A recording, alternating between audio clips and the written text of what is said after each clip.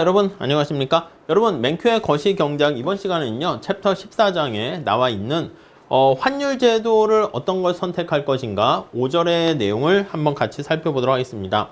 자, 교재는 408페이지가 되겠고요. 자, 첫 번째는요, 우리가 이제 고정환율 제도와 여기 환율이 고정됐죠. 변동환율 제도와 얘는 이제 환율이 오르락 내리락 조정되는 거예요. 어떤 것을 선택할 것인가? 네, 그걸 한번 봅시다. 근데 본문의 내용을 보기 전에 직관적으로 여러분, 얘는 환율이 고정돼 있잖아. 그러니까 환율이 안정적이겠죠. 그래서 환율이 안정적. 그러니까 환율의 변동으로 인한 불확실성이라든가 불안정 이런 것들을 해결할 수 있어요. 근데 얘는 환율은 불안해요. 환율은 불안해. 환율은 어떻게 될지 잘 모릅니다. 자, 그런데 얘는 환율이 고정돼 있지만, 근데 우리가 지난 시간에 본 것처럼 고정환율 제도에서는 뭔가 환율을 안정적으로 유지해야 되기 때문에 통화정책을 제대로 금융정책을 쓸 수 없어. 그러니까 Y가 이렇게 불안정하다. 이렇게 보시면 돼요. 대신 이 경우에는 변동환율 제도에서는 환율은 불안하지만 여러 가지 정부의 정책이 효과가 있기 때문에 얘가 소득이 안정적이다. 이렇게 보시면 되겠습니다. 자, 그 얘기가 거기 살짝 나와 있는데 한번 같이 보도록 하겠습니다. 자, 첫 번째 줄 볼게요. 변동환율제를 선호하는 측의 주장에 따르면 변동환율제에서는 금융정책이 변화하는 상황에 보다 유연하게 대응할 수 있도록 사용될 수 있다. 그러니까 이게 바로 그 얘기지. 국민소득이 안정적으로 된다라는 것은 이게 금융정책을 유연하게 사용할 수 있다는 거야. 금융정책을 유연하게 사용이 가능하다. 그러니까 이제 국민소득의 수준 자체를 이렇게 조정할 수 있다는 것이죠. 반면 고정환율 제도에서는요, 금융정책은 환율을 공표한 수준에 맞춰서 그냥 유지하는 데만 쓸 수밖에 없어. 결국 거기 보시면은 변동환율 제도 하에서는요, 금융정책 입안자들은 고용, 물가 안정과 같은 다른 목표까지도 사용할 수가 있어요. 그게 이제 Y라는 국민소득으로 반영되어 있는 거죠. 자, 반면에 고정환율 제도 옹호론자들은요, 환율의 불확실성을 제거할 수가 있네요. 오케이? 국제무역이 환율이 되게 불안하게 되면, 이렇게 불안하게 되면 환율이 어떻게 될지 모르기 때문에 거기 나와 있는 것처럼 국제무역이 내가 달러를 많이 벌어들였는데 이게 달러의 가치가 어떻게 되느냐에 따라서 뭔가 결과가 달라질 수 있죠. 환전하는 과정에서. 그래서 국제무역이 좀 곤란에 빠질 수 있는데, 왜냐하면 환율이 예측할 수 없으니까. 근데 이거는 환율이 안정적이기 때문에, 안정적이라는 것은 환율을 예측할 수 있어요. 그렇기 때문에 이제 그런 측면에선 좋지. 오케이? 자, 그 다음에 1970년대 초에 고정환율 제도인 브레튼 우즈 체제가 대표적인 고정환율 제도라고 했는데, 자, 그걸 포기한 후에 변동환율 제도로 가게 됐습니다. 이후 실질 명목 환율은 모두 기대한 것보다 훨씬 더 변화가 심했습니다. 자, 그래서 일부 경제학자들은 이러한 변동이 국제 투자자들의 비합리적이고 불안정한 투기 때문이다. 얘가 이제 불안하게 되고 국제무역이나 국가 간의 교역을 어렵게 만드는 원인이 투기 세력 때문이다. 그렇게 주장하기도 합니다. 자, 기업의 경영자들은 이런 변동이 국제상거래에 따른 불확실성을 증대시키기 때문에 환율이 변화하게 되면 이제 이러한 측면에서 불확실성이 커져. 네. 이러한 문제가 발생하는 것이죠. 오케이? 자, 그렇기 때문에 해롭다. 이렇게 얘기하고 있습니다. 물론 이제 이러한 환율 변동에도 불구하고 세계 무역량은 변동환율 제도 이후에 꾸준히 증가하고 있습니다. 자, 고정환율 제도 옹호론자들은 환율이 안정적으로 고정되어 있고 예측 가능하다. 그거 주장하기도 하고요. 자, 409페이지 가볼게요. 자, 고정환율을 유지하겠다는 선언 자체가 금융당국을 자제시키고 일국에 지나친 통화 공급을 방지하는 하나의 방법이다. 그러니까 변동환율 제도에서는 환율의 불안함은 놔두겠지만 국민소득의 안정을 위해서 막 돈을 풀고 과도하게 경기 부양 위해서, 그런데 여기서는 그냥 통화량을 적정한 수준으로 환율 방어에 유지하겠다라는 것을 나타내고 있습니다. 통화량의 지나친 거기 보시면 공급 이렇게 나와 있죠. 공급을 안 하겠다라는 어떤 취지로 볼 수도 있겠다는 것입니다. 자, 그러나 중앙은행이 거기 보시면 지키기로 한 많은 다른 정책 규칙이 있습니다. 예를 들어 명목 GDP 또는 물가 수준 같은 정책 규칙을 논의할 수가 있어요. 자, 그래서 지금 말씀드린 것처럼 아니 중앙은행 입장에서는 환율만 안정적으로 방어할 게 아니라 요 Y라는 물가라든가 명목 GDP 그런 것들도 좀 안정적으로 유지하는 소득이 불안정할 수 있다는 그런 문제가 있다는 거죠. 취지 자체는 당연히 변동 환율 제도가 좀 더 고정 환율 제도보다 나쁜 점도 장단점이 있지만 좀 더 좀 뭔가 현실에 좀 바람직하다 이런 쪽으로 끌고 가려고 하고 있습니다. 자, 두 번째 단락 볼게요. 결론적으로 말해 변동 환율 제도와 고정 환율 제도 중 하나를 선택하는 문제는 처음에 생각했던 것처럼 명백하고 단순한 문제는 아닙니다. 고정환율 제도 하에서는 환율이 다른 목표와 심각하게 충돌할 경우에 해당 국가는 통화 가치를 변화시킬 수 있게 됩니다. 변동환율 제도에서도 금융정책을 결정할 경우에 해당 국가는 환율의 공식적, 비공식적인 어떤 목표를 운영하게 돼요. 그러니까 현실에선 비슷비슷하게 활용이 됩니다. 완전히 고정되거나 완전히 변동하는 환율은 거의 찾아볼 수 없고요. 양환율 제도 하에서 환율의 안정, 그것도 중앙은행의 여러 가지 목표 중에 하나이다. 이렇게 얘기하고 있습니다. 자, 그 다음 두 번째 한번 보시면 어떤 환율 제도를 선택할 것인가. 이후에 앞에서 본 것처럼 뭔가 투기 세력 때문에 뭔가 불확실성이 커지는 거 아니냐. 그래서 거기 보시면 2번 투기적 공격, 투기적인 공격. 자, 그리고요.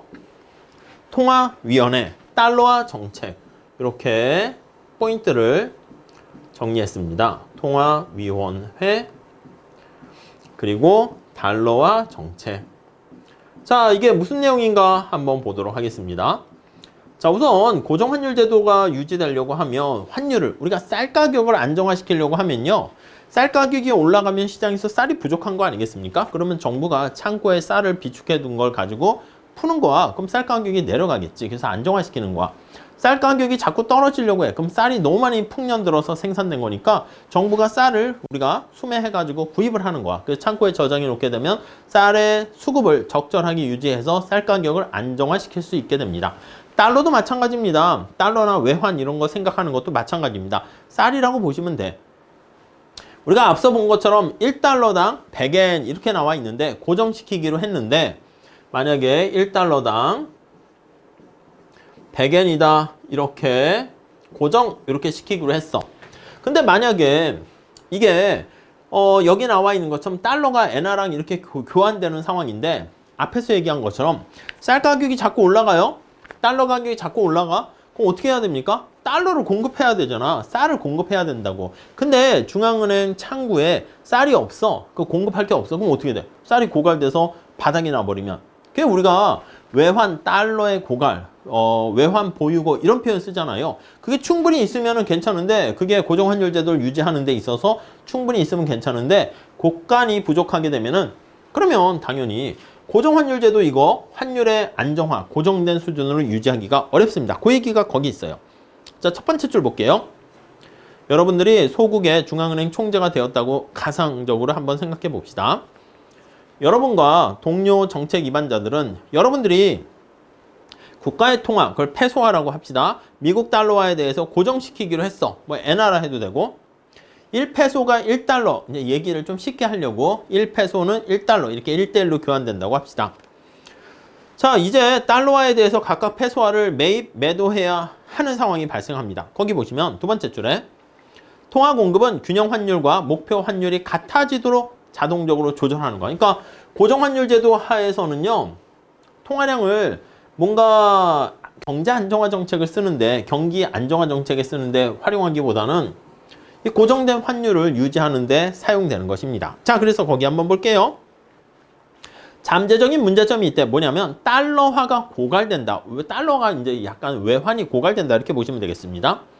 일반인들이 중앙은행에 와서 페소화를 대량으로 매도하려고 한다라고 합시다. 그러면 중앙은행의 달러 보유고는 제로로 떨어지는 거야. 아까 얘기한 것처럼 쌀 가격이 자꾸 올라가려고 그래. 그러면 중앙은행이 쌀을 보유하고 있었는데 쌀을 막 공급해야 되는데 쌀의 창고에 저장해 있는 쌀의 양이 제로가 될 수 있다. 그 얘기입니다.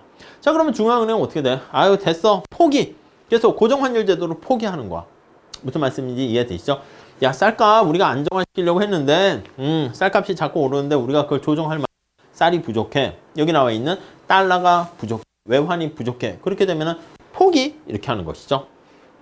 자, 그래서 패소와 평가절하하는 일 이외에 선택의 여지가 없다. 가끔 그래서 우리가 한머니라고 하는 이렇게 투기적 공격을 가지고 있는 자본 투자가들이 거기 보시면 고정된 환율이 지켜질 수 없다라는 그러한 생각을 하게 되는 거야. 그래서 타당한 근거 없이 중앙은행이 환율을 고정시켜 정책을 포기할 것이라는 소문이 퍼져 있다고 가상적으로 생각해 봅시다. 그러면 페소화의 가치가 상실되기 전에 떨어지기 전에 중앙은행으로 가서 페소화를 달러로 바꿔버리는 거야. 왜냐면 아니 여기 엔화를 이렇게 나와 있는데 엔화가 만약에 하락하는 거야. 그래서 달러를 사기 위해서 만약에 일본 사람이라고 합시다. 그러면 이렇게 200엔으로 돼버리면 이렇게 엔화의 가치가 떨어지기 전에 빨리 은행 가서 환전을 해야 되는 거죠. 무슨 말씀인지 아시겠죠? 아니, 주식 가격이 떨어지기 전에 빨리 가서 팔아야 되는 거랑 똑같습니다. 자, 그래서 사람들이 막 주식을 막 팔려고 하다 보니까 엔화를 달러로 바꾸려 하다 보니까 시장에는 엔화의 공급이 확 늘어나는 거야. 그럼 진짜 엔화의 가치는 떨어지고 달러의 가치는 진짜 더 올라갑니다. 여기선 페소의 가치는 떨어지고 달러의 가치가 올라간다. 이렇게 보시면 되겠습니다. 자, 그러다 보면 중앙은행에서 외환을 많이 보유하고 있어야 되는데 외환 보유고가 여기서 이제 달러가 외환이 되는 겁니다. 우리나라 뭐 IMF도 뭐 그렇게 됐다라는 얘기가 있죠. 그래서 외환 보유고가 고갈되는 문제에 빠지게 되는 것이고요. 자, 그게 진짜 고정 환율 제도를 포기해야만 하고 이러한 소문은 진짜 기대가 실현되는 자기 현상이 발생하게 되는 거 알 수가 있습니다. 자, 이런 가능성을 피하기 위해서 일부 경제학자들은요. 자, 거기 나와 있는 고정된 환율이 1990년대 아르헨티나에서 채택된 것 같이 통화위원회에 의해서 지지되어야 한다. 통화위원회에서는 무조건 이거를 환율을 우리가 철저하게 방어할 수 있다. 이렇게 얘기하는 것입니다. 통화위원회가 어떤 역할을 하는가 거기 보시면 두 번째 줄에 국내 통화가 각 단위를 지지할 수 있도록 중앙은행이 충분한 외국 통화, 외환이죠. 외환 보유고를 충분히 보유해야 된다. 고갈되지 않도록 이렇게 보시면 되겠습니다. 그래서 이제 외환이라는 달러 같은 것들이 부족하지 않도록 만드는 것이죠. 다음 달러 가보시면 자, 일단 중앙은행이 통화위원회를 채택하게 되면 자연적으로 다음 단계를 생각할 수 있다고 합니다. 어떤 단계인가 보니까 일괄적으로 아예 됐어. 우리 완벽하게 1달러당 1페소를 유지하겠어. 이렇게 되면 사실은 페소가 달러랑 교환 비율이 1대1이니까 페소가 아예 없어지는 거랑 같은 거 아니겠습니까? 그걸 달러화 정책이라 합니다. 자, 그래서 거기 보시면은요, 아예 미국의 달러를 사용하는 거야. 이 외국 통화가 국내 통화보다 더 신뢰할 만한, 그래서 달러라는 게 좀 더 신뢰가 높고, 됐어. 그러니까 페소화 없애고 그냥 달러를 아예 기본 화폐 단위로 사용하자 이거죠. 가치 저장 수단으로서 더 신뢰할 만하다는 것입니다. 자, 그래서 거기 나와 있는 것처럼 근데 각주도 한번 보세요. 이 달러화 정책을 하게 되면 단점은 뭐냐면 여러분 생각해 보세요. 우리 원화나 뭐 1,000원짜리, 10,000원짜리, 50,000원짜리 등등 보면 우리나라 사람들 인물이 거기 화폐에 지폐에 그림으로 나와 있잖아요. 근데 거기 각주에도 나와 있듯이 달러화 정책을 했는데 내가 쓰는 이 돈이 미국 대통령이나 미국의 유명한 사람들의 초상화가 있어. 기분 나쁘지 기쁘겠습니까? 그러니까 거기 자존심을 손상시킬 수도 있다. 그런 얘기를 하기도 합니다. 아무튼 자, 파나마 경우처럼 정부 정책을 수반하기도 한다라고 합니다. 높은 인플레이션이 발생할 수 있을 때 일국이 자국의 통화를 달러화에 대해서 변형하지 못하도록 고정시키려는 경우 가장 신뢰할 만한 방법은 자국 통화를 달러로 아예 바꿔버리면 아예 세게 1대1 교환 비율 예를 들면 그렇게 할 수 있는 거죠. 근데 달러화 정책에 따른 유일한 손실은 정부가 통화 발행권을 포기. 그치? 아예 페소나 엔화나 이런 걸 다 포기하는 거니까 미국에 의존하게 돼요. 그래서 이게 미국 달러와의 가치 이거에 의존하게 되는 건데 이거는 당연히 미국에만 의존하게 되는 거니까 자국의 통화 발행권을 포기하는 문제가 생깁니다. 자, 그 다음에 우리 세 번째로 한번 보셔야 될 게 뭐냐면 자, 불가능한 삼위일체라는 말을 사용합니다. 불가능한 삼위일체. 뭐 삼위일체는 글쎄요. 뭐 제가 어렸을 때 교회를 다녔을 때 뭐 어쩌고 저쩌고가 삼위일체다 그렇게 했었던 기억을 본 것 같은데 약간 그런 거 뭔가 세 가지가 있는데 그게 다 같다 뭐 이렇게 얘기하는 거죠. 자, 맨 마지막 제출에 한번 보시면 환율 제도를 분석하게 되면은 모든 것을 다 달성할 수 없다라는 게 삼위일체입니다. 자, 다음 페이지 가볼게요. 412페이지 보시죠.